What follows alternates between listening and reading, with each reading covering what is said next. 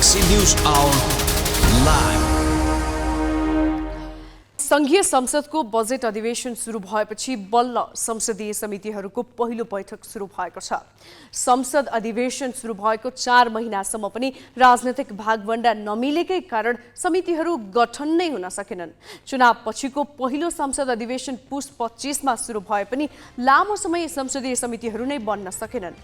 कुन समितिको नेतृत्व कुन पार्टीले लिने भन्ने भाग मिल्नै 4 महिना लाग्यो। अहिले पनि विषयगत 10 वटा समितिको बैठक बसे पनि संसदीय सुनवाई विशेष समिति गठन नै हुन सकेको छैन।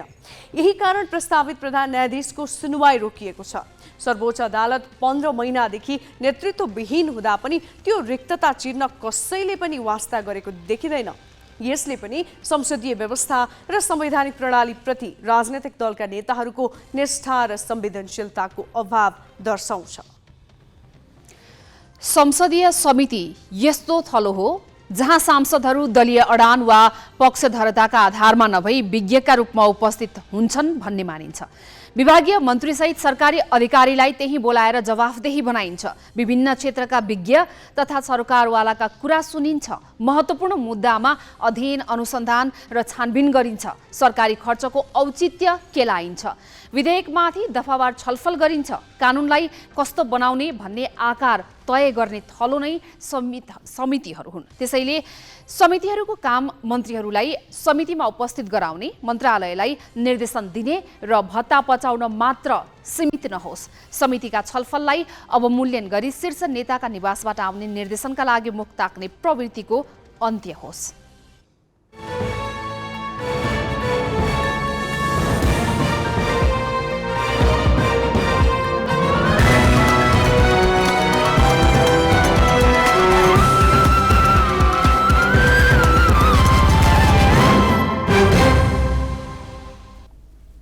नमस्कार, यो हो गैलेक्सी न्यूज आवर। अब हेडलाइन्स।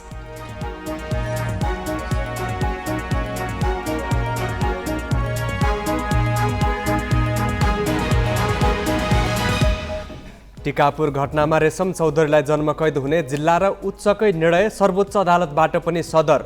लक्ष्मण चौधरीको सजाय घट्यो, 2 जनालाई सफाई।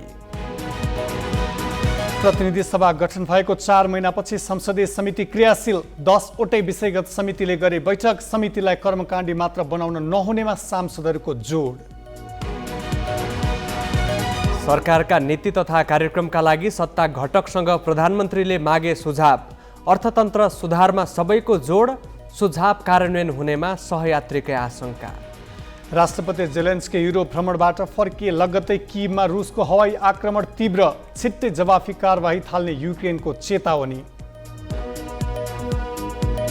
र सातो बाटोलाई हराउँदै चर्च बोइज ए डिभिजन लिगको शीर्ष स्थानमा। त्रिभुवन आर्मी र 3 स्टारले 1-1 को बराबरी खेले। पुलिसले एपिएफलाई 1-0 ले हरायो।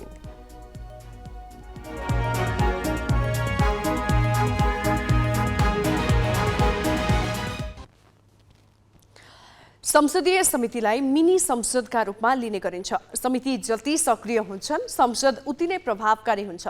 राजनीतिक खिचातानीका कारण समिति गठन गर्नै लामो समय लाग्यो। संसद अधिवेशन सुरु भएको करिब 4 महिनामा बल्ल समिति गठन भए। पहिलो अधिवेशनमा प्रतिनिधि सभाका 10 वटै समितिको बैठक बस्न सकेन। दोस्रो अधिवेशन सुरु भएपछि बल्ल संसदीय समितिले औपचारिक रूपमा काम थालेका छन्। आज 10 वटै समितिको पहिलो बैठक बस्यो। पहिलो दिनको बैठक कस्तो रह्यो त? मंगलबार बिहान 9 बजे 10 वटै समितिको बैठक बस्यो। कतिपय समितिले मन्त्रीलाई बोलाएका थिए। राज्य व्यवस्था तथा सुशासन समितिको बैठकमा उपप्रधानमन्त्री तथा गृहमन्त्री नारायण काजी श्रेष्ठ र संघीय मामिला तथा सामान्य प्रशासन मन्त्री अमनलाल मोदी उपस्थित थिए। अधिकांश सदस्यले समितिलाई प्रभावकारी बनाउनु पर्नेमा जोड दिए। समितिले बैठकका लागि बैठक बोलाउने भन्दा पनि परिणाममुखी काम देखाउन र सरकारलाई जवाफदेही बनाउन भूमिका निर्वाह गर्न सक्नुपर्ने अधिकांश सदस्यको धारणा थियो। फेरि अब समग्र राष्ट्रिय जो राजनीति छ, यहाँ जनताले खोजेको विषयवस्तु छन्, त्यो पनि हामीसँग यहाँ सम्बन्धित छ। यी सबै कुराहरूलाई पनि मध्यनजर गर्दै हामीले एउटा कार्य चाहिँ तालिका नै बनाएर, जो पूर्व मान्यहरूले पनि राख्नु भएको छ, हामी त अलिक कार्यक्रमै बनाएर अलि ठोस रूपमा जनताले दिएको मतलाई हामी जनताको प्रतिनिधि हौँ भनेर लैजानलाई चाहिँ प्रयत्न गरौँ। विगतमा संसदीय समिति मन्त्रालयलाई निर्देशन दिन केन्द्रित भए। निर्देशन दिने होडले अधिकांश निर्देशन कार्यान्वयन नै भएनन्। यतिसम्म कि समितिहरूबीच कसले धेरै मन्त्री बोलाउने भन्ने होडबाजी चल्यो। एक जना मन्त्रीलाई 3 समितिले एकै दिन बोलाएका उदाहरण पनि छन्। विषयवस्तुमा गहन छलफल गर्ने भन्दा मन्त्रीलाई बोलाएर सचिवले तयार पारेको निर्देशन दिने प्रवृत्ति देखियो। महत्त्वपूर्ण विधेयक टुङ्गोमा पुर्याउन समितिले शीर्ष नेता कहाँ धाउनु परेको पनि कसैबाट छिपेको छैन। संसदीय समिति कर्मकाण्डी हुनु हुँदैन भन्नेमा सांसदहरू अहिले एकमत देखिएका छन्। संसदीय समितिले त्यत्रो प्रमाणहरू जुटाएर त्यत्रो डिस्कसहरू गरेर कुनै पनि एउटा उदाहरण मात्र दिएको कुनै विषयमा एउटा निष्कर्षमा निकालिसकेपछि त्यो त्यतिकै फासफुस हुने हो भने समितिहरू कर्मकाण्डी हुन्छन्। त्यसकारणले जनताले चुनेर पठाएका प्रतिनिधिहरू बसेर बनेको यो मिनी पार्लियामेन्ट त्यो चाहिँ कर्मकाण्डी हुनु भएन। त्यो कर्मकाण्डी नहुनको लागि प्रिभियस समितिका अघिल्ला यसको अगाडि भएका जति पनि निष्कर्षहरू छन् तिनको ओनरसिप लिनु पर्यो। छलफल गर्ने विषय र समय पहिले नै निर्धारण गर्न तथा विधेयकलाई प्राथमिकताका साथ अघि बढाउने सन्दर्भमा समितिमा सानो टोली बनाउनु पर्ने आवाज पनि उठेको छ। समितिलाई प्रभावकारी बनाउन कार्ययोजना बनाउनु पर्ने सुझाव पनि सदस्यहरूले दिएका छन्। हाम्रो योभन्दा अघिल्लो कार्यकालको बेलामा हाम्रो समितिको कैयौँ बैठकहरू हामीले पछि बैठकै सहभागी हुनु भनेर सहभागी नहुने अवस्था आयो। बैठक राख्ने गरेको जुन तरिका छ त्यो कारणले गर्दा त्यसैले आकस्मिक अवस्थामा बाहेक अन्य अवस्थाको बारेमा कम्तीमा सचिवालयले एउटा पहिले अर्को बैठकमा प्रस्तुत गरोस्, प्रस्ताव गरोस्, कति घन्टा कम्तीमा हामी राखेर हामी बैठकको बारेमा भन्छौँ। एउटा यो अझ कतिपय सन्दर्भमा त हामी नियमित रूपमा छलफल गर्ने विषयहरूको त हामी कार्यतालिकै बनाउन सक्छौँ, खास गरी विधेयकहरूका सन्दर्भमा। संसारमा नेपालको समिति प्रणाली जसरी प्रेसको लागि खुला हुन्छ अन्त यसरी खुला हुँदैन। हाम्रो समिति प्रणाली वास्तवमा प्रेसको लागि जुन इस्युमा छलफल गर्दा नि हामी ओपन गर्छौँ, तर त्यसले गर्दा हाम्रो समिति प्रणालीको काम गर्ने शैलीमा चाहिँ प्रभाव परेको छ। जस्तो संवेदनशील विषयमा तपाईँहरूले जानकारी खोज्नुभयो भने मैले धेरै सिनियर अफिसरसँग पछि उनीहरूले कुरा गर्छन्, अब सबै हुन्छ हजुर हामीले यस्ता संवेदनशील सुना त्यहाँ कसरी राख्ने भन्ने जस्ता समस्याहरू पनि विगतमा आएका छन्। अन्तर्राष्ट्रिय सम्बन्ध र पर्यटन समितिमा नेकपा एकीकृत समाजवादीका अध्यक्ष माधव कुमार नेपालले निजगढ विमानस्थलबारे चासो राखे। त्यो निजगढको विमानस्थलको कुरा कतै हरायो कि सेलायो कि भन्ने मलाई शङ्का पनि डर पनि लाग्न थालेको छ। सार्वजनिक लेखा समितिमा भ्रष्टाचार न्यूनीकरण गर्ने विषयमा छलफल भयो। कतिपय सदस्यले राज्य संयन्त्र नै भ्रष्टाचारमा संलग्न हुँदा राजनीतिक नेतृत्वमाथि प्रश्न उठेको भन्दै यसलाई सच्याउनुको विकल्प छैन भने कतिपय सदस्यले कर नतिर्ने क्यासिनो सञ्चालकलाई संरक्षण दिएर न्यायपालिकाले कार्यकारिणीमाथि हस्तक्षेप गरेकाले न्यायाधीशहरूलाई पनि बोलाएर छलफल गर्नुपर्नेमा जोड दिए। राज्य संयन्त्रभित्र बेथिति, भ्रष्टाचार, अनियमितता जस्ता कुराहरू पनि देखा पर्छ र एउटा राजनीतिक नेतृत्व र प्रशासनिक नेतृत्वको बिचमा आचरण के हो त भन्ने कुरा चाहिँ नछुट्टिने अवस्था रहेको छ। हाम्रो व्यवस्थामाथि पनि गम्भीर प्रश्न उठिरहेको छ। अहिले कार्यपालिकामाथि न्यायपालिकाको नाङ्गो हस्तक्षेप भएको छ। म यहाँ सभापतिजीलाई आग्रह गर्न चाहन्छु ती मूर्तिहरू न्यायमूर्तिहरूलाई पनि बोलाएर हामीले अलिकति छलफल गर्न आवश्यक छ। एउटा क्यासिनो सञ्चालकले 6 वर्षसम्म राज्यको कर तिर्दैन, ट्याक्स तिर्दैन, बिना ट्याक्स तिरेर उसले क्यासिनो सञ्चालन गरिराखेको छ। अरबौँ रुपियाँ उसले कमाइराखेको छ, तर राज्यलाई उसले कर तिर्दैन र हामीले लाइसेन्स खारिज गरिसकेपछि अनि त्यसपछि गएर न्यायमूर्तिबाट अल्पकालीन आदेश प्राप्त हुन्छ। कानुन तथा मानव अधिकार समितिमा सम्पत्ति शुद्धिकरण र संक्रमणकालीन न्याय सम्बन्धी विधेयकलाई जतिसक्दो छिटो टुङ्ग्याउनु पर्ने विषयमा छलफल भयो। हामी यसलाई कसरी प्रभावकारी ढङ्गले टुङ्गोमा पुर्याउने भनेर सल्लाह पनि गरौँ। यसको लागि उपसमितिको प्रक्रिया हामीले मानिरहेकै प्रक्रिया हो। हामीले नियमावलीमा पनि व्यवस्था गरेका छौँ, हाम्रा अभ्यासहरू पनि छन्। त्यो ढङ्गले हामी अगाडि बढ्न सकिन्छ। समितिले उपसमिति पनि बनाउन सकिन्छ। उपसमितिले कति छिटो त्यसलाई म्याद दिनुपर्छ, 15 दिनभित्र 10 दिनभित्र, किन महत्त्वपूर्ण विधेयक छ त्यो दुइटै। त्यसरी हामी जाउँ। कतिपय समितिको बैठकमा नै सदस्यले आफ्नो परिचय दिनमै सीमित भयो। सबै समितिको अध्यक्षता मङ्गलबार ज्येष्ठ सदस्यले गरे। समितिले अब आफ्नो नेतृत्व चयन गर्नुपर्नेछ। कुन समितिको नेतृत्व कुन दलले गर्ने भन्ने बारे प्रमुख 3 दलमा यसअघि नै सहमति भइसकेको छ। समितिले अब ढिला नगरी सभापति चुनेर जनताले अनुभूति गर्ने गरी काम गर्नुपर्नेछ।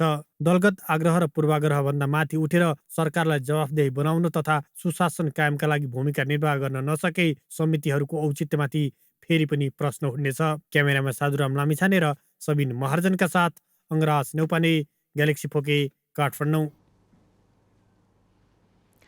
संसदीय समितिहरूको पहिलो बैठकमा केही मन्त्री आज पदेन सदस्यका रूपमा उपस्थित भए।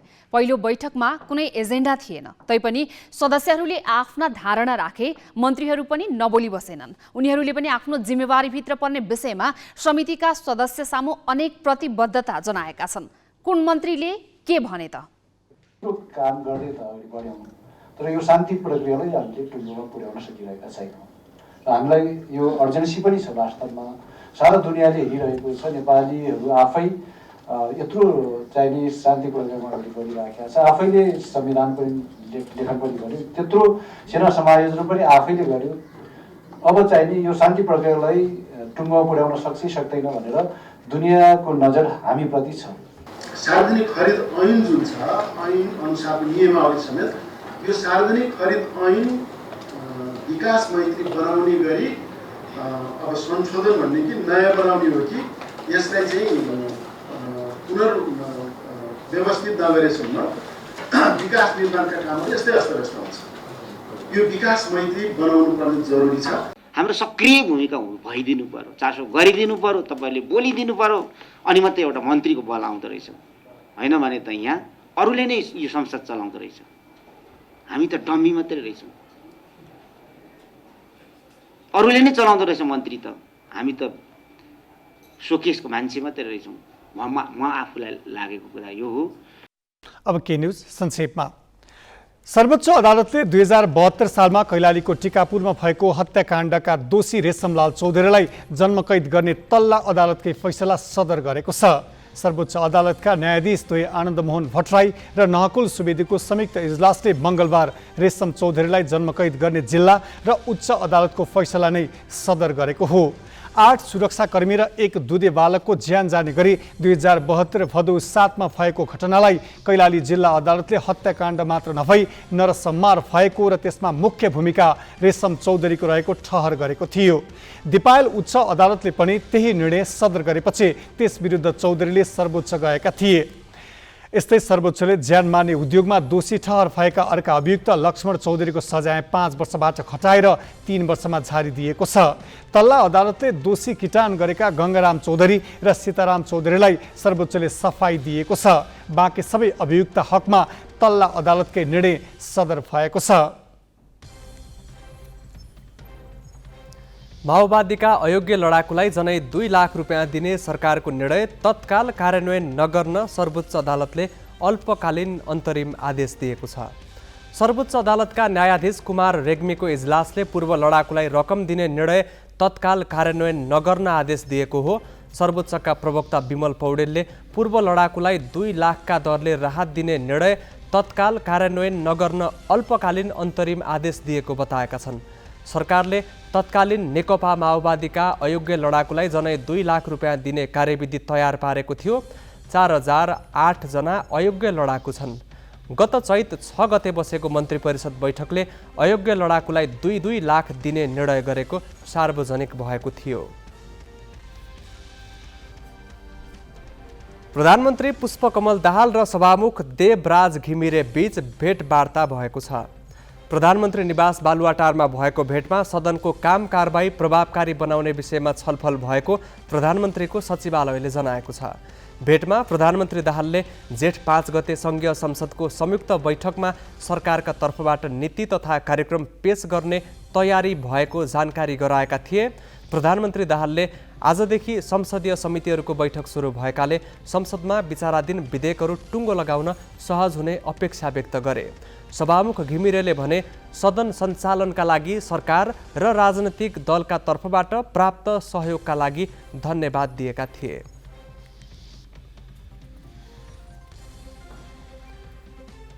सरकारले बुधबार निधन भएका दोस्रो जनआन्दोलनका घाइते मुकेश कायस्थलाई शहीद घोषणा गरेको छ। आज सिंहदरबारमा बसेको मन्त्री परिषदको बैठकले कायस्थलाई शहीद घोषणा गर्ने निर्णय गरेको हो। लामो समयदेखि बनेपा स्थित शिर मेमोरियल अस्पतालमा उपचाररत मुकेशको 32 वर्षको उमेरमा निधन भएको थियो। 2062 चैत 27 गतेको आन्दोलनमा मुकेशको कञ्चटमा गोली लागेको थियो।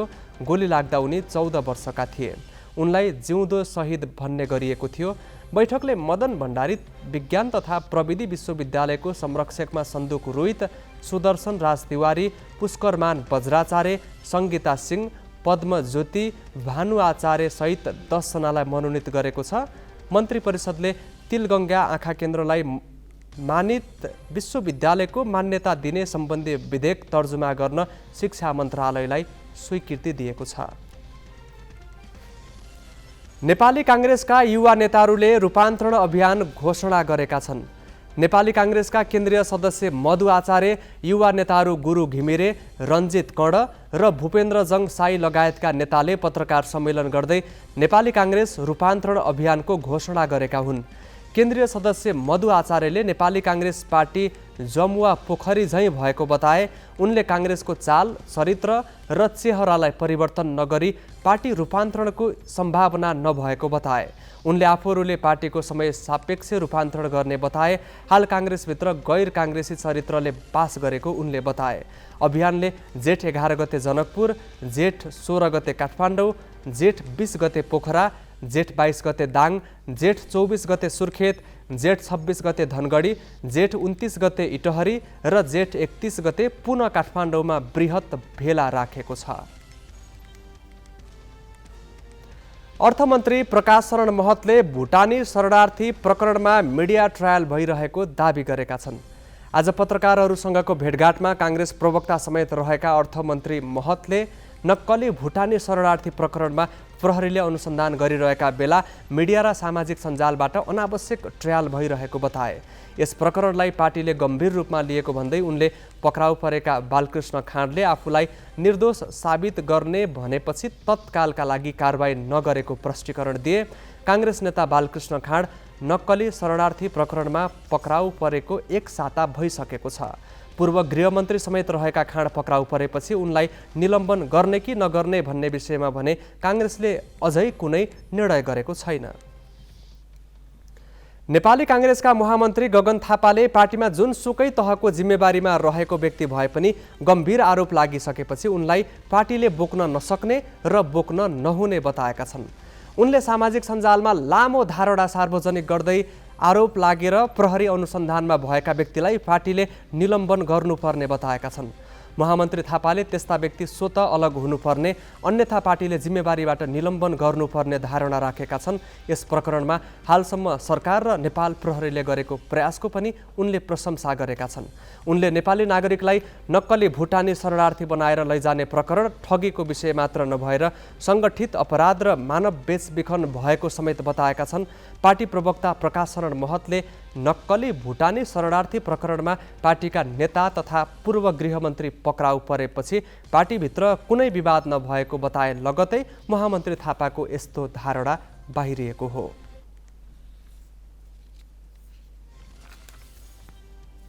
बाँकी प्रसङ्ग स्मृति मल्लबाट। नक्कली शरणार्थी बनाएर अमेरिका पठाउने गिरोहमा राजनैतिक दलका नेतादेखि पूर्व मन्त्रीसम्मको संलग्नताको खबरले तरङ्ग सृजना भयो। आफ्ना समस्या र पीडा सरकारले नसुनिरहेका बेला पूर्वी नेपालका शिविरमा बस्दै आएका वास्तविक भुटानी शरणार्थी भने नक्कली शरणार्थी प्रकरणमा पूर्व मन्त्रीहरूको समेत संलग्नता सुनेता आक्रोशित छन्। शरणार्थीको नाम बेच्ने अपराधीलाई त्यत्तिकै छाड्न नहुने उनीहरूको भनाइ छ। पूर्वी नेपालको झापा र मोरङका 2वटा शिविरमा हाल 6000 भुटानी शरणार्थी बसोबासरत छन्, जसमध्ये 429 जना तेस्रो मुलुकमा जानका लागि दर्ता प्रक्रियामा छन्। संयुक्त राष्ट्रसङ्घको तेस्रो देश पुनर्वास कार्यक्रम मार्फत धेरैजसो शरणार्थी तेस्रो देश गइसकेका छन्। स्वेच्छाले नजाने, कागजी त्रुटि भएका र विभिन्न अपराधिक गतिविधिमा संलग्न भएर फौजदारी अभियोग लागेकाहरू यो शिविरमा बस्दै आएका छन्। यस्ता शरणार्थीहरूको व्यवस्थापन र दर्ता प्रक्रिया अघि बढाउनुको साटो रकम असुलेर नक्कली शरणार्थी बनाउन सरकारका अधिकारीहरू नै सक्रिय रहेको सुन्दा वास्तविक शरणार्थी त्रसित छन्। दर्ता भएको भए त हुन्थ्यो, अब पहिला अब त्यस्तै समस्याले गर्दा उता पोखरातिर काममा बसियो अनि दर्ता भएन। के गर्नु, अहिले अब दर्ता गर्ने भनेर कतिचोटि अब निवेदनहरू त बुझाइसक्यो र पनि त्यो दर्ता चाहिँ भएको छैन अहिलेसम्म होइन। अब भएको भए धेरै राम्रो हुन्थ्यो, अब विदेश जानु पनि पाइन्थ्यो होला। अब हुनु त अब सबैले अहिले अब नक्कली अब मेरो नाममा अर्कै मान्छे गइरहेछ भनेर अब सबैले सुनाउँछन्। अब कस्तो कस्तो डर पनि लाग्छ। अब के हुने हो केही थाहा छैन यसको विषयमा चाहिँ। अब त्यो चाहिँ अब खै लग्यो अरे भन्छन् होइन। अब त्यो मिडिया उयोबाट हामीले नि फेसबुक कि त्यो के उयोबाट हेर्दाखेरि चाहिँ थाहा पाएको। अब हामी त अब त्यो जान्दिनौँ, अब हाम्रो नाममा पनि लगिसकेको हो कि के हो अब त्यो चाहिँ हामीलाई थाहा छैन। अब सबै ठुलो मान्छेहरूले नि अब खोज्नुहुन्छ होला होइन, कहाँ के हो कसो भन्ने कुराहरू अब बुझ्नुहुन्छ होला। अब हामी त जान्दिनौँ। सन् 2018बाट विश्व खाद्य कार्यक्रमले रासन बन्द गरेपछि मोरङको पथरी र झापाको बेलडाङ्गीका शरणार्थी थप समस्यामा छन्। संयुक्त राष्ट्रसङ्घीय मानवाधिकार उच्च आयोगले हाल जोखिममा रहेका शरणार्थी परिवारलाई मात्रै मासिक 1000 भत्ता दिन्छ। देशविहीन भएर बाँचिरहेको अवस्थामा शरणार्थी बन्न बनाउन अर्बौं रकमको चलखेल भएको समाचार सुन्दा यति बेला वास्तविक शरणार्थी चकित छन्। सरकारले आफूहरूको व्यवस्थापन गर्नुपर्ने उनीहरूको माग छ। नेपाल सरकारलाई मात्रै हामी जिम्मा दिँदैनौँ, किन युनिसेफ पनि अहिले काठमाडौँमा चाहिँ उहाँहरूको चाहिँ एउटा केन्द्रीय सरकार रहिरहेको छ एक कार्यालय। त्यो कार्यालय रहन्जेलसम्ममा उहाँहरूले चाहिँ सरकार र युनिसेफ दुइटै मिलेर चाहिँ हाम्रो भुटानी शरणार्थीको समस्याको समाधान गरिदिनुपर्छ भन्ने कुराहरू हामी यहाँदेखि जोडदार आम जनताको भनाइ पनि त्यो छ र हाम्रो माग पनि त्यही नै हो। हामी यही कुरा राख्न चाहन्छौँ। संयुक्त राष्ट्रसङ्घले सन् 2006 देखि 2016 सम्म चलेको पुनर्वास कार्यक्रममा अमेरिका, बेलायत, क्यानाडा, अस्ट्रेलिया सहित 8 देशमा 1,13,500 भुटानी शरणार्थीको व्यवस्थापन गरेको छ। बाँकी रहेका शरणार्थीको कसरी व्यवस्थापन गर्ने भन्ने अन्योल अझै कायम छ। ग्यालेक्सी फोकेका लागि मोरङबाट राजु पौडेल र गगन नुनियाको रिपोर्ट। नक्कली भुटानी शरणार्थी प्रकरणमा पूर्व उपप्रधानमन्त्री र पूर्व गृहमन्त्रीदेखि बहालवाला सचिव जोडिएका कारण अहिले धेरैको नजर उपप्रधानमन्त्री तथा गृहमन्त्री नारायण काजी श्रेष्ठमाथि छ। राजनीतिक व्यक्तिलाई उन्मुक्ति दिइने त होइन भन्ने आशंका व्यक्त भइरहेको छ। श्रेष्ठले भने प्रहरीले कुनै पक्षपात नगरी अनुसन्धान गरिरहेको उल्लेख गर्दै दोषी सबैलाई कारबाही हुनेमा ढुक्काउन आग्रह गरेका छन्। उनले यो प्रकरणलाई सरकारले निकै गम्भीरतापूर्वक लिएको भन्दै दोषीले उन्मुक्ति पाउने शंका नगर्न भनेका छन्। यो भुटानी शरणार्थी नक्कली बनाएर अगाडि बढाउने केसको जहाँसम्म प्रसङ्ग हो अहिले अनुसन्धान सकिएको छैन, अनुसन्धान जारी छ।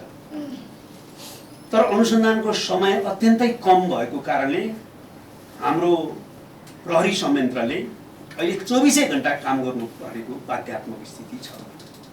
अहिले काम गरिरहनु भएको छ। त्यसकारणले अनुसन्धानभित्र रहेको तथ्यहरूको बारेमा मैले कानुनको हिसाबले पनि नैतिक हिसाबले पनि यहाँ बोल्न पनि मिल्दैन। तर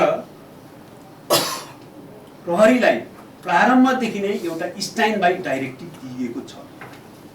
त्यो के हो भने कुनै राजनीतिक दबाव वा अवाञ्छनीय प्रभावबाट मुक्त राखेर अनुसन्धान अगाडि बढाउने, कोही निर्दोष फस्ने काम नहोस् भनेर प्रारम्भदेखि नै सचेत हुने, कसैको सार्वजनिक छविमाथि अनावश्यक आशंकाकै कारणले मात्र वा हाम्रो असावधानीको कारणले क्षति पुग्न नपाओस् भनेर सचेत रहने, तर कोही दोषी छुट्ने स्थिति नहोस् भन्ने कुरामा त्यत्तिकै दृढ रहने, यसको आधारमा काम गर्ने भनेर प्रहरी संयन्त्रलाई निर्देशन दिएको छ र प्रहरीले निष्ठापूर्वक निष्पक्ष ढङ्गले अनुसन्धानको प्रक्रिया अगाडि बढाएको छ। यो अनुसन्धानको प्रक्रिया अगाडि बढाउने क्रममा जहाँ जहाँ अहिले एभिडेन्सहरू देखा परेको छ, प्रमाण र तथ्यहरू देखा परेको छ, त्यसको आधारमा अनुसन्धानमा विभिन्न व्यक्तिहरूलाई चाहिँ नियन्त्रणमा लिने र त्यसअनुसार अनुसन्धानको प्रक्रिया पूर्णता दिने र अनुसन्धानले देखाएको आधारमा पुष्टि गरेको आधारमा त्यसपछि कानुनको दायराभित्र ल्याउने र यो अगाडि बढाउने भन्ने सरकारको र गृह मन्त्रालयको दृष्टिकोण र प्रतिबद्धता रहेको छ। अब के न्यूज संक्षेपमा। नेकपा एमाले मध्य प्रदेश सरकारलाई दिएको समर्थन फिर्ता लिएको छ। केन्द्रमा नयाँ गठबन्धन बनेपछि गत चैत 21 गते सरकारबाट बाहिरिएको एमाले त्यसको 41 दिनपछि समर्थन फिर्ता लिएको हो। आज बसेको एमाले संसदीय दलको बैठकले मुख्यमन्त्री सरोज कुमार यादव नेतृत्वको सरकारलाई दिएको समर्थन फिर्ता लिने निर्णय गरेको हो। मधेस सरकारको प्रमुख प्रतिपक्षी दल नरहेको अवस्थामा लोकतन्त्रलाई बलियो बनाउन सरकारलाई दिएको समर्थन फिर्ता लिएको बताएको छ। गत पुस 10 गते एमाले सङ्घीय सरकारसँगै मधेस सरकारमा पनि सहभागी भएको थियो। तर राष्ट्रपति निर्वाचनमा नेकपा माओवादी केन्द्रले गठबन्धन बदलेसँगै सङ्घीय सरकारबाट बाहिरिएको एमाले 4 मन्त्रालय सम्हालेको मधेस सरकारबाट पनि बाहिरिएको थियो। मधेस प्रदेशमा सबैभन्दा ठूलो दल एमालेका 25 जना प्रदेश सभा सदस्य छन्। रुसले युक्रेनको राजधानी किभमा हवाई आक्रमण तीव्र बनाएको छ। रुसी सेनाले आज बिहानै ब्यालिस्टिक क्षेप्यास्त्र, क्रुज क्षेप्यास्त्र र ड्रोन आक्रमण गरेको हो। कति पटक हवाई आक्रमण भयो भन्ने यकिन नभए पनि प्रहार गरिएका अधिकांश ड्रोन र केही क्षेप्यास्त्रलाई विफल बनाएको युक्रेनी सेनाको दाबी छ। मस्कोले पनि आफ्नो हवाई आक्रमण कति सफल भयो भनेर खुलाएको छैन। एयर डिफेन्स सिस्टमले क्षेप्यास्त्र खसालेको भिडियो सामाजिक सञ्जालमा भाइरल भएको छ। किभका मेयर भिटाली क्लिच्कोले रकेटका केही भग्नावशेष सहरका मध्य भागमा खसेको बताएका छन्। चिडियाखाना क्षेत्रमा पनि भग्नावशेष खसेको छ। किभका अधिकारीहरूले यो आक्रमण निकै भयानक भएको बताएका छन्। युक्रेनका राष्ट्रपति भ्लोदिमिर जेलेन्स्की 2 दिने विदेश भ्रमणबाट फर्किए लगतै रुसले राजधानी किभमै हवाई आक्रमण गरेको छ। युक्रेनले चाँडै रुस विरुद्ध जवाफी कारबाही थाल्ने चेतावनी दिएको छ। बेलायत, फ्रान्स र जर्मनीले युक्रेनलाई थप हतियार दिने प्रतिबद्धता जनाएका छन्। अमेरिका र नेटोबाट पनि युक्रेनमा हतियार आपूर्ति भइरहेका छन्। बाँकी प्रसङ्ग सोनिका अर्यालबाट। निष्क्रिय भइसकेको नागरिकता विधेयक प्रमाणीकरण गर्न सरकारले राष्ट्रपति रामचन्द्र पौडेललाई दबाब दिएको खुलासा भएको छ। सञ्चार तथा सूचना प्रविधि मन्त्री रेखा शर्मा स्वयंले नै यो खुलासा गरेकी हुन्। उनले आज मन्त्री परिषद बैठकका निर्णय सार्वजनिक गर्ने क्रममा विधेयक प्रमाणीकरण भए नागरिकका समस्या समाधान हुने थिए भन्ने सरकारको आशय भएको बताए। राष्ट्रपति पौडेलले विधेयक प्रमाणीकरणका विषयमा 1 साता अघि कानुनविदसँग परामर्श गरेका थिए। प्रतिनिधि सभाको अघिल्लो कार्यकालमा नागरिकता विधेयक सदनबाट 2 पटक पारित भए पनि तत्कालीन राष्ट्रपति विद्यादेवी भण्डारीले प्रमाणीकरण गरेकी थिइनन्। विषय हामीले क्याबिनेटको बैठकमा पनि हाम्रो मन्त्री परिषदको बैठकमा गृहमन्त्रीज्यूसँग हामीले योभन्दा पहिले पनि पटक पटक हामीले यो इस्यु क्याबिनेटमा उठाएका छौँ। संसदमा मान्यज्यूहरूले उठाउनु भएको छ, बाहिर आम नागरिकहरूले उठाइराख्नु भएको छ। त्यसकारण यो असाध्यै संवेदनशील विषय हो। यो संवेदनशील विषयलाई भारत भ्रमण, नेपाल सरकार, प्रधानमन्त्री आदि इत्यादि भनेर जोड्न कुनै औचित्य पनि छैन, यो आवश्यक पनि छैन र यो एकदमै भ्रमपूर्ण र मिथ्या समाचार हो भन्ने कुरा म क्लियर गर्न चाहन्छु। र जहाँसम्म प्रधानमन्त्री अथवा सरकारले राष्ट्रपतिज्यूलाई प्रेसर गरेको भन्ने कुरा त्यो गलत कुरा हो र राष्ट्रपतिज्यूले कानुनी आफ्ना के हुन सक्छन् भन्ने कुरा उहाँले राय सल्लाह सुझाव दिन हुनुभयो। यदि सम्भव हुन्छ, मिल्छ, हाम्रो कानुनी हिसाबले केही बाँच्दैन भने यसो गर्दाखेरिमा अलि यो जुन नागरिकता सम्बन्धी विधेयक हो, नागरिकता सम्बन्धी विधेयक अलि छिटो एउटा पारित भएर संसदले पारित गरि नै सकेको छ। अब राष्ट्रपतिज्यूबाट प्रमाणीकरण भयो भने छिटोभन्दा छिटो नागरिकका समस्याहरू समाधान हुने थिए भन्ने चाहिँ सरकारको एकदम सकारात्मक आशय हो। यसमा चाहिँ फेरि राष्ट्रपतिज्यूले आफूले छलफल गर्ने, यसको कानुनी राय परामर्श लिने कुरा त उहाँको अधिकार क्षेत्रभित्रको कुरा भयो, अधिकारको कुरा भयो, उहाँले गरिराख्नु भएको छ। त्यसमा हामीले केही गरेका छैनौँ र राष्ट्रपतिज्यूलाई पनि यसमा जोड्न आवश्यक छैन र प्रधानमन्त्रीज्यूको भारत भ्रमण र स्वयं प्रधानमन्त्रीज्यू र नेपाल सरकारलाई पनि यसमा फेरि अलि फरक ढङ्गले जोड्न आवश्यक छैन। लुम्बिनी प्रदेशसभाका सभामुख तुलाराम घरतीले प्रदेशसभा स्वायत्त नहुने हो भने संघीयताको आवश्यकता नरहेको बताएका छन्। आज दाङको देउखुरीमा भएको कार्यक्रममा सभामुख घरतीले केन्द्र सरकारले जे गर्छ प्रदेश सरकारले पनि त्यही गर्नुपर्ने अवस्था संघीयताको खिलाफमा रहेको बताए। केन्द्रको सरकार ढल्दा प्रदेश सरकार ढल्नै पर्ने, केन्द्रमा संसद विघटन हुँदा प्रदेशको पनि विघटन हुनै पर्ने, केन्द्रले जे बौलाउँछ त्यस्तै तल पनि बौलाउनु पर्ने हुन्छ। यो कहीं सुशासन हुन्छ, यो कहीं संघीयताको गतिलो ढङ्ग हो? होइन, मलाई लागेको हो। मेरो प्रदेश सभाले त पास नगर्ला, म अल्पमत परम्ला, त अलग कुरा होला, तर मेरो तर्क प्रदेश सभा स्वायत्त हुनुपर्छ, प्रदेश सरकार स्वायत्त हुनुपर्छ, प्रदेश स्वायत्त हुनुपर्छ। होइन भने संघीयताको खाँचो छैन। किन राख्ने संघीयता?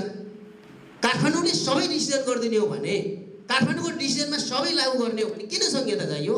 हिजै 14 अञ्चल 75 जिल्ला थियो नि त। त्यसले गर्दा स्वायत्त हुनैपर्छ।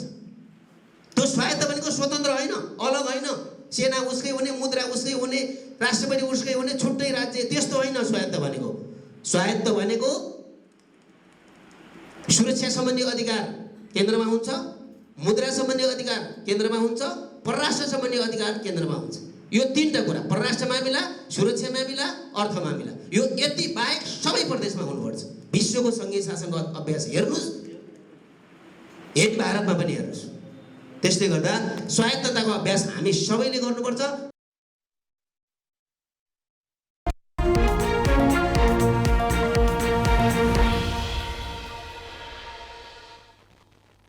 नेपाल आयल निगमले डिजेल र मट्टीतेलको मूल्य लिटरमै 10 रुपियाँले घटाएको छ। सोमबार बसेको निगम सञ्चालक समितिको बैठकले डिजेल र मट्टीतेलको मूल्य घटाउने निर्णय गरेको हो। घटेको मूल्य अनुसार डिजेल र मट्टीतेल अब प्रति लिटर उपभोक्ता मूल्य 155 रुपियाँ कायम भएको छ। यसअघि 165 रुपियाँ प्रति लिटरमा बिक्री हुँदै आएको थियो, तर पेट्रोलको मूल्य भने यथावत कायम गरिएको छ।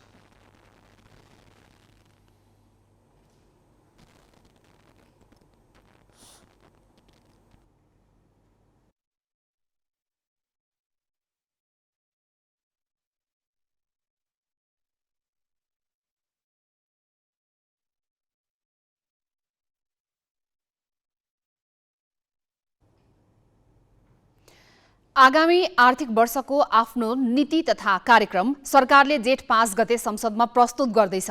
मन्दी उन्मुख अर्थतन्त्रमा सुधारको कदम चाल्न चौतर्फी दबाव परिरहेका बेला सरकारले कस्तो खालको नीति तथा कार्यक्रम ल्याउँछ भन्नेमा धेरैको चासो छ। प्रधानमन्त्री पुष्पकमल दाहालले नीति तथा कार्यक्रममा समावेश गर्ने विषयबारे सरकारलाई समर्थन गर्ने दलसँग आज सुझाव मागे। सत्ता साझेदार दलका नेताले जनअपेक्षा सम्बोधन हुने नीति अवलम्बन गर्ने भनेका छन्, तर सुझाव कार्यान्वयन हुनेमा सत्ता पक्षकै सांसद विश्वस्त छैनन्।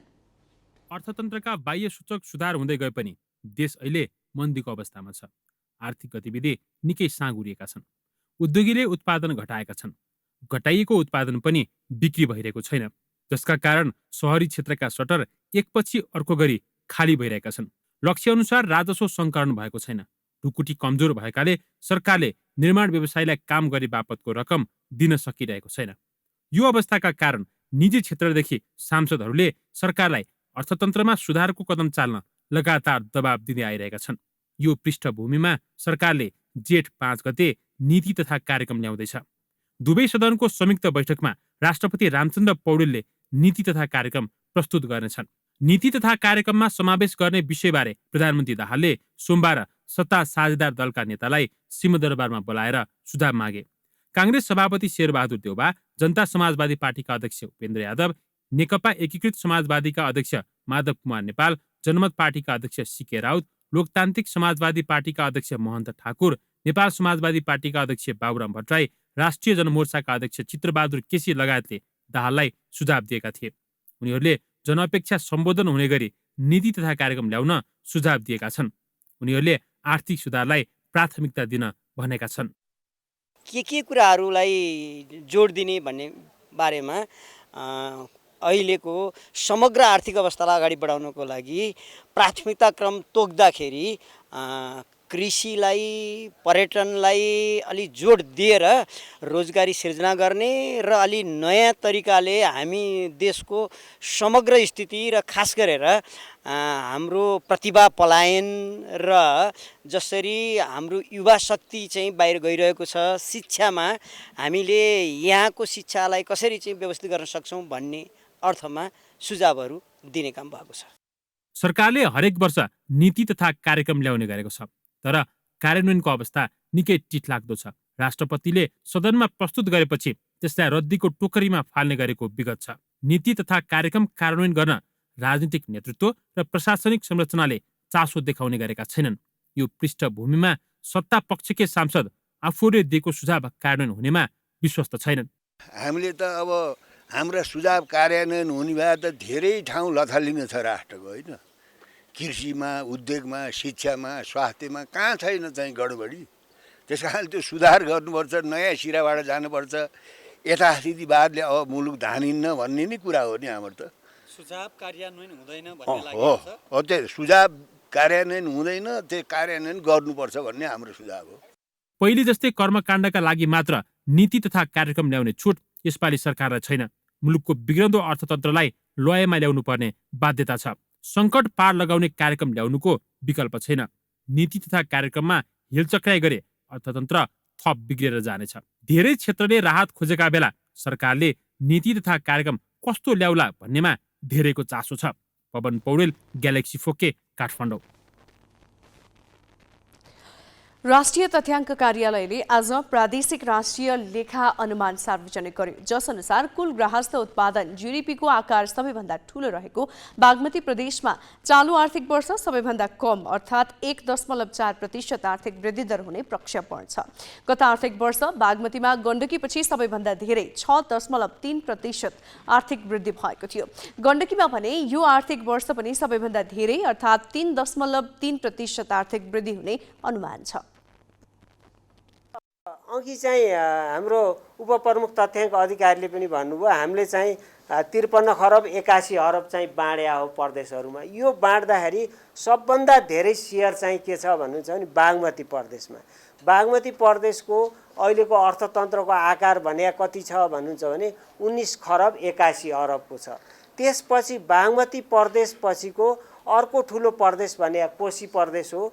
कोशी प्रदेशको चाहिँ 8 खरब करिब 50 अरब जतिको चाहिँ सेयर छ। त्यसपछिको ठुलो भने लुम्बिनी प्रदेश 7 खरब 63 अरब। त्यसपछिको ठुलो भने चाहिँ मध्य प्रदेश 7 खरब 8 अरब। त्यसपछिको ठुलो चाहिँ गण्डकी 4 खरब 82 अरब। सुदूरपश्चिम प्रदेश 3 खरब 76 अरब र अर्थतन्त्रको हिसाबले कर्णाली प्रदेश सबभन्दा सानो अर्थतन्त्र भएको प्रदेश हो। जसको आकार चाहिँ कर्णाली प्रदेशको अर्थतन्त्रको आकार 2 खरब 22 अरब जतिको देखिन्छ मोटामोटी।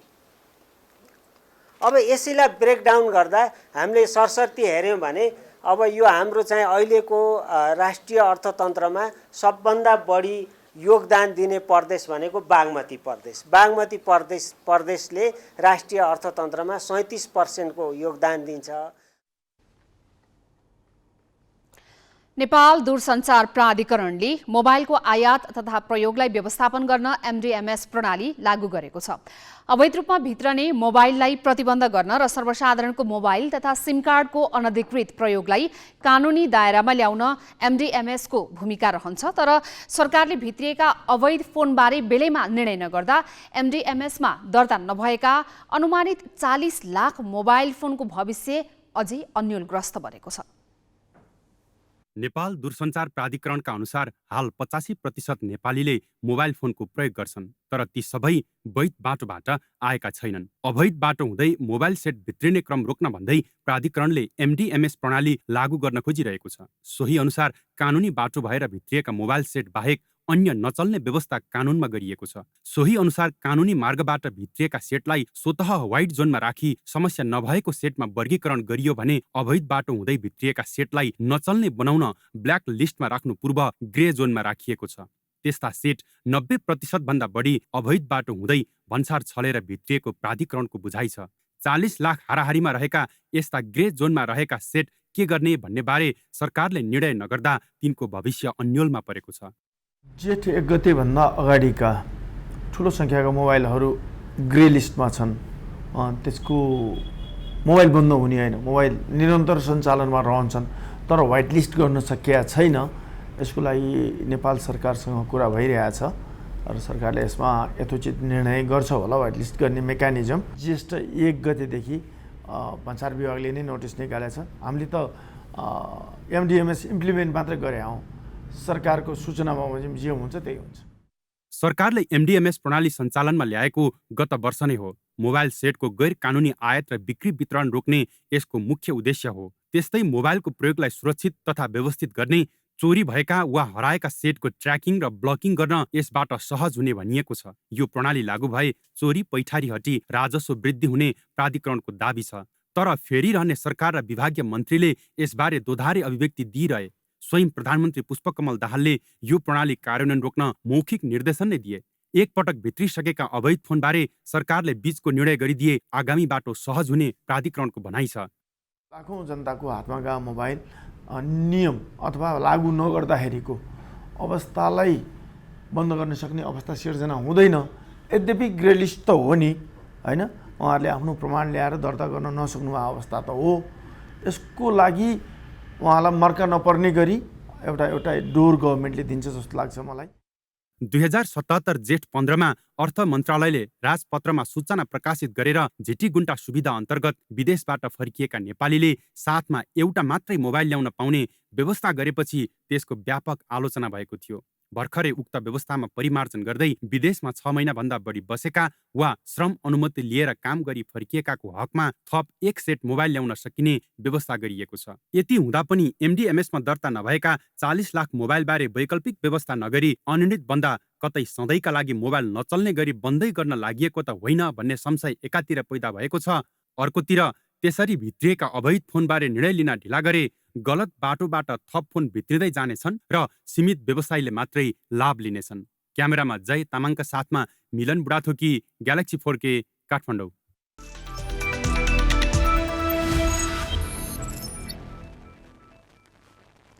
सातोबाटो युथ क्लबलाई 1-0 गोलले हराउँदै church boys united A division लिगको शीर्ष स्थानमा उक्लिएको छ। दशरथ रङ्गशालामा भएको खेलमा सुरुवातदेखि नै चर्च बोइजले दबाव बनायो, तर पाएको मौकालाई सदुपयोग गर्न नसक्दा पहिलो हाफ गोल रहित बराबरीमा सकियो। 63औं मिनेटमा चर्च बोइजले अग्रता बनायो। अन्जन विष्टले दिएको पासमा सुभाष गुरुङको प्रहारलाई किपरले बचाए।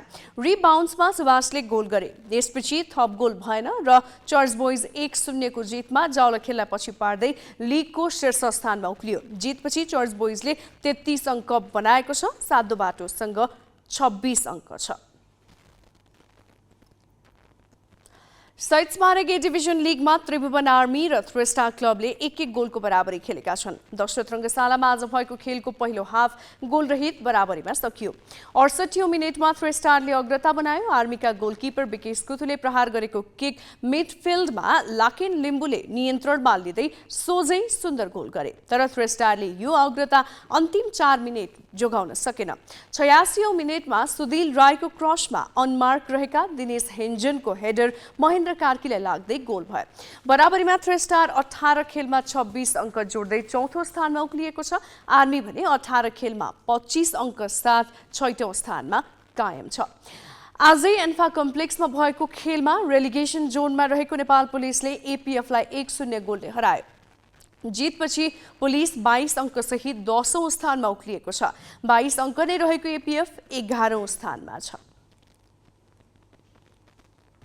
दोस्रो संस्करणको बागमती प्रदेश स्तरीय खेलकुद प्रतियोगिता जेठ 7 गतेदेखि सुरु हुने भएको छ। आयोजक प्रदेश खेलकुद विकास परिषदले पत्रकार सम्मेलन गरी प्रतियोगिताबारे जानकारी गराएको हो। प्रतियोगितामा 13 खेलका विभिन्न विधामा 2502 खेलाडीले प्रतिस्पर्धा गर्नेछन्। Football, volleyball, athletics, taekwondo, karate, boxing, rugby, badminton र आइटिएफ तेक्वान्डोका खेल हेटौडामा हुनेछन्। उसु, जुडो काठमाडौँमा, पौडी ललितपुरको सातोबाटो र क्रिकेट खेल चितवनमा हुनेछ। प्रतियोगितामा 9 करोड 42 लाख खर्च हुने अनुमान छ।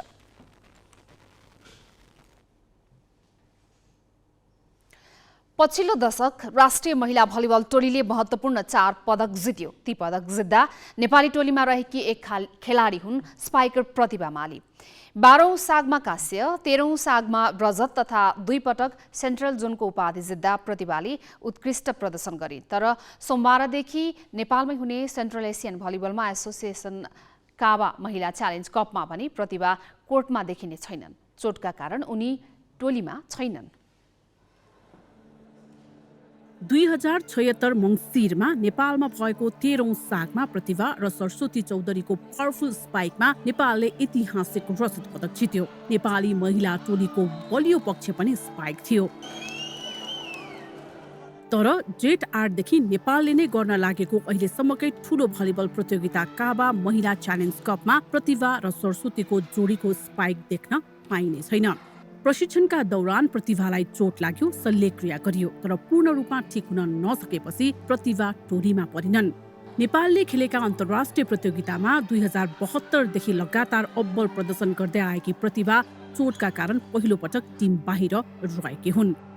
नराम्रो लागिरहेछ, अब खेल्न त मन लागिरहेछ, तर इन्जुरीको कारणले गर्दाखेरि अब सबैजना डक्टरहरू फिजियोथेरापिस्टले चाहिँ रेस्ट गर्दा नै बेटर भन्नुभएको भएर टिमबाट बाहिर छु। झन् होम ग्राउन्डमै हुनुभएको भएर सबैजनालाई देखाउने, अब सबैजनाको अगाडि पर्फर्म गर्ने मौका हुन्थ्यो। त्यो मिस गर्दाखेरि चाहिँ अलिकति नराम्रै लागिरहेको छ, तर अब एसियन गेम पनि आउँदैछ, त्यसको लागि चाहिँ अझै राम्रोसँग प्रिपेयर गर्ने हिसाबले गरिरहेको छु। यो पटक अनुभवी विदेशी प्रशिक्षकको साथमा नेपाली टोलीले 3 महिना प्रशिक्षण गर्यो। घाइते भए पनि प्रतिभा अन्तिम छनौट अगाडिसम्म पनि टोलीसँगै थिइन्। प्रशिक्षकका कुरा सुन्न कवर हल जान छोडिनन्। टोलीमा उनको अनुपस्थितिलाई प्रशिक्षकले नेपालको लागि ठूलो धक्काका रूपमा लिएका छन्। प्रतिभा एउटा राम्रो सेन्सिबल खेलाडी नै हो र टिमको एउटा आउटस्ट्यान्डिङ खेलाडीको रूपमा छ, किनभने उसको एउटा चाहिँ जुन टिमको स्पिड थियो त्यसले गर्दाखेरि अरू खेलाडीहरू पनि माथि आउने अवस्था थियो र अहिले प्रतिभा नहुँदाखेरि अलिकति अभाव त खड्किन्छ नै हैन। आफ्नो आइडेन्टिटी बनाइसकेको र अब खेलकर्मी र खेलाडीको बीचमा आफ्नो अब्बल प्रस्तुति गरिसकेको एउटा खेलाडी, नाम चलेको खेलाडी जुन ब्रान्ड हुन्छ, त्यो ब्रान्डले पनि अपोनेन्टलाई धेरै प्रभाव त पार्छ नै।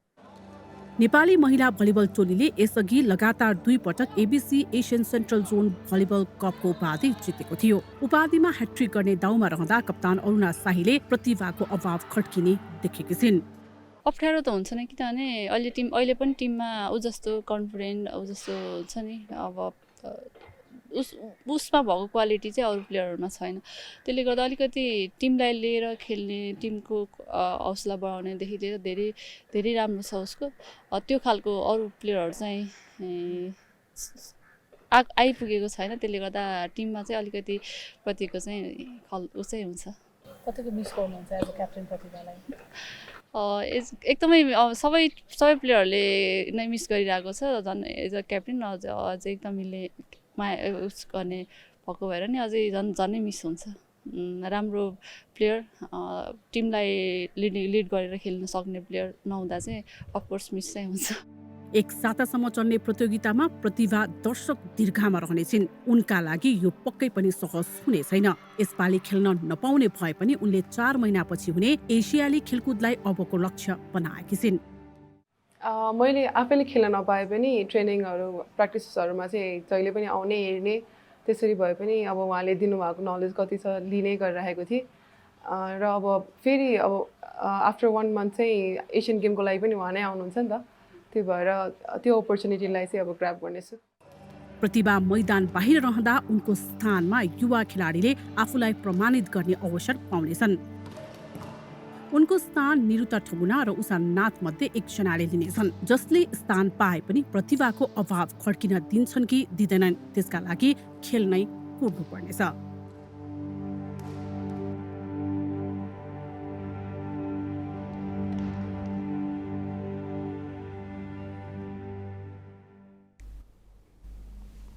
हामी ग्यालेक्सी न्युज आवरको अन्त्यमा छौँ। जाँदा जाँदै हेडलाइन्स।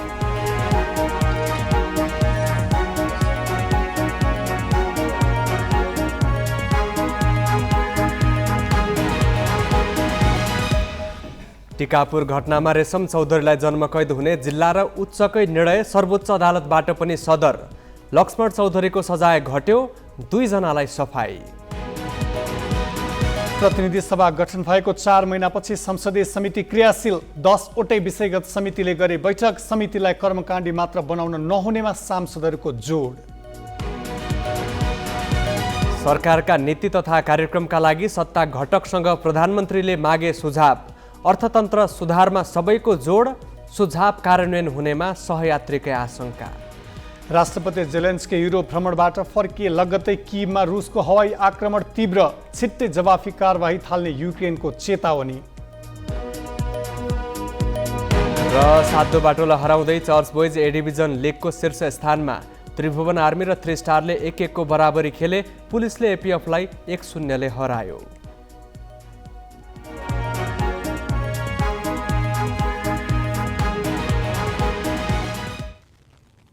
आजलाई ग्यालेक्सी न्युज आवर सकियो। नमस्ते।